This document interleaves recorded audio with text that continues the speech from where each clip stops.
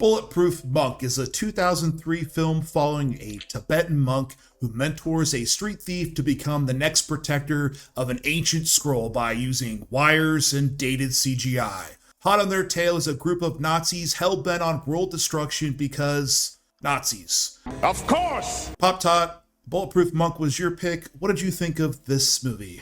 Well, this movie, it doesn't date well. I'll start with that. But there is a great deal of nostalgia for me in this movie. I do remember a lot of the scenes, and it's probably been a long time since I watched this movie, but I do have fond memories of it. I don't have one. What do you mean? You gave yourself a name, I gave mine up. You know, there was like this Crouching Tiger, Hidden Dragon kind of effects on how they did a lot of their fight sequences and choreography. But it didn't come off really well, and the CGI aspect was, obviously it's 2003, it's very dated. I liked Sean William Scott at this time, and this was I think Chow Yun Fat, who's an amazing martial artist and actor, I think this was like his first reach into Hollywood acting.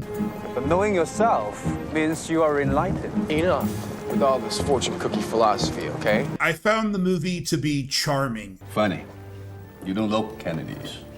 It means family, okay? I figure I never had one growing up, but from now on, I'll never be without. I think there's plenty of wrong with it. I don't think it starts strong. No. The opening sequence relies too much on dated CGI. It's just non-stop exposition dumping. I mean, there's one point when his master, Chow Yun Fat's master, it's like... You defeated an army of enemies while a flock of cranes circled above.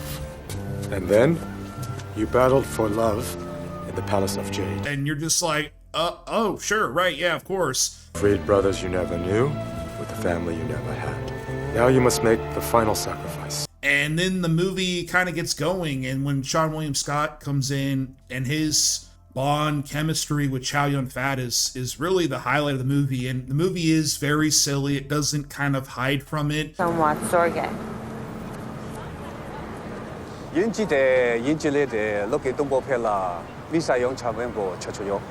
tell me about it. I don't think it's a good movie by any means, but I had fun. From what I read in the production details is they originally wrote Carr, which is Sean William Scott's character, they wrote him as a more serious character, but as Scott was having fun doing the script and stuff, they're like, let's go with this is lighter tone. And then the chemistry between him and Chow Yun Fat was really good. It was pretty decent. You're enjoying this, aren't you? Very much. Yeah. Do it.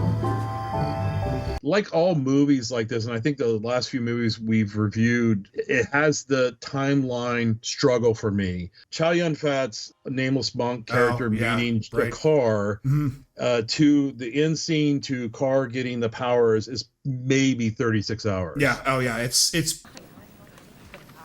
That's disgusting. In a movie like this, there should be a training montage. Let's make it for a few weeks or months. And they kind of try to do it, and I think they try to set that up by saying that there was prophecies that Sean William Scott's character was hitting, and therefore it was triggering this like, oh, he is the next protector of the scroll. While a flock of cranes circles above. Impossible. It feels like this movie, and a lot of these movies that are generally not great, it feels like the movies on fast forward, where you're like, whoa, wait a minute, wait, what? There's just like so many details just hammering away at you. The opening scene, which is in 1943, and of course you got Nazis, and it kind of has that whole Raiders of the Lost Ark. Oh yeah, for sure. For longevity, and I guess Hellboy did that too. Taking that scene aside, from the minute you meet Sean William Scott's character, he's in this other scene with this British guy and their underground gang, which I was waiting for the turtles to pop out of the subway at one point. Couldn't this wait till morning? You will listen now. The Nazis are chasing Chow Yun Fat, and just the top of the movie, and you're like, oh wait, it's only really been about 24 or 36 hours. Yeah. Something I said? The two guys that helped write it would actually go on to create the story for Kung Fu Panda, and I think there's a lot of identity in this, that it's like, okay, well, how do we make this story better? And they found a way to do it, because, you know, the first Kung Fu Panda, there's a lot of like shared characteristics between them. See, the thing is that life doesn't always work out according to plan. So be happy with what you got, so you can always get a hot dog. But no matter what you do, that seed will grow to be a peach tree. You may wish for an apple or an orange, but you will get a peach. But yeah, I completely agree. And it's just the Nazis, they didn't do a good job of making them feel imposing. Oh, thank you. Thank you. What's going on? The event was quite successful. I'm so fucking scared right now, you shut up! You brought up earlier the kind of connection to Raiders, and there's quite a few things where I'm like, this feels very Indiana Jones to me. Obviously, the beginning and the stark contrast between this monk culture with the Nazis. The older Nazi, he was accompanied by his granddaughter, who reminded me a lot of the blonde from Last Crusade. Last Crusade. The whole, we need to control the ultimate power and all that. So there was a lot of like connections to the indie movies, and then obviously you kind of like, wow, the indie movies are so much far better made than this. Who gives a The fight sequences, they went from okay to not great, and I think the thing I had an issue with was they built up this monk to be basically like the superhero, but then you saw 3 or 4 people that weren't monks or have this protector ability do the same shit that he could do, and then like the whole flying and high wire stuff, and I'm like, wait a minute, then that lessens what he can do. I was confused because the Nazi, they finally get the spell at the end, and then he's reading it, and then he gained the ability of youth, but then there was another part, but then he already had all of his powers anyways. You tell me what you think. I don't think so. Part gave him ultimate power to where he could decimate the earth. And I'm just like... they never really said what the ultimate power was. And another lost and found fashion is it's another MacGuffin that has the ability to destroy everything. And it's just like, oh... Whoever reads its words out loud in their entirety will gain the power to control the world. Of course! We were talking about CGI. It's not bad CGI. It's dated CGI. But the transition of him being an old guy to a young guy in the mirror, I thought was pretty good for 2003. I agree. When he uses the spell, you can see his lines disappearing. It's very impressive. I actually really thought that was really impressive. And then I found that Sean William Scott's character reminded me a lot of his character from The Rundown. And he even had a moment where he was fighting Chow Yun Fat in the kitchen. He was kind of doing like the same like shoulder stuttering thing. And I was like, is he going to do like a little lightning? Well, I warned you, old man. Oh, a little quickness in you, don't you? You like thunderstorms? Huh? Bet you do, right?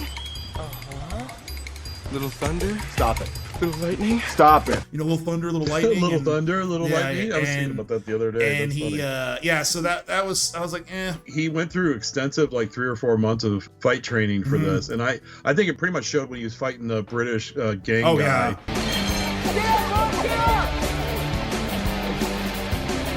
He was like shadow boxing at one point, and he was in like a cutoff, and he looked good, and he was doing the moves, and it was pretty impressive. And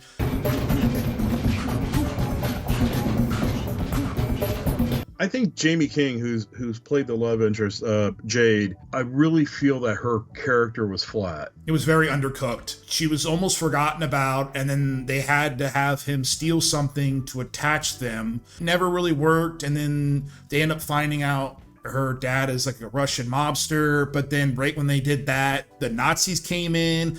Turns out you're some spoiled little rich girl. The kicker to that was they have to do, after 60 years, they transfer the power to another scroll holder or protector, and she got the power too, inexplicably. 2 incomplete lives become 1 complete life, and then that goes again that this was a 36-hour period, and yes, Sean William Scott and her did develop like a dating kind of charisma with each other. Now they're stuck together for 60 years. Yeah. And it's like, oh, I don't even know if I like you that much. Right, yeah, it was, super underbaked. Oh, I heard that, you smartass. As usual on Lost and Found, we rate things by lost. You just completely ignore it. You find one of 1 billion movies to watch, or found you seek it out on weekend watch like we did. Pop Top, where are we putting 2003's Bulletproof Monk?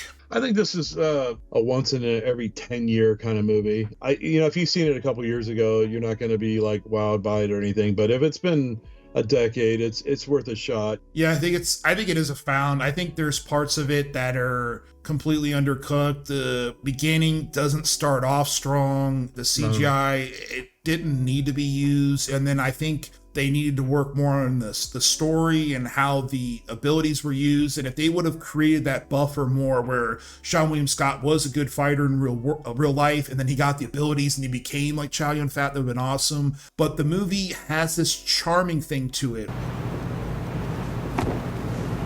I wasn't born a monk. Nobody is. There's lines back and forth that just kind of make you snicker or smile, and then the awesome hot dog and bun thing. Why do hot dogs come in packages of 10 while hot dog buns come in packages of just 8? Then Chow Yun Fat's very endearing, and there's a lot of kind of cool parts to it. It's definitely not perfect. I think it's just nudges above to where I think it's worth watching as a found. Like you said, maybe once in every 10 years, I don't think it beyond that it's anything more than that. But as usual, thank you guys so much for watching. Please be sure to leave your recommendations. I think it's time to take one. I think we're ready. Yes. Smash the like button, leave a comment.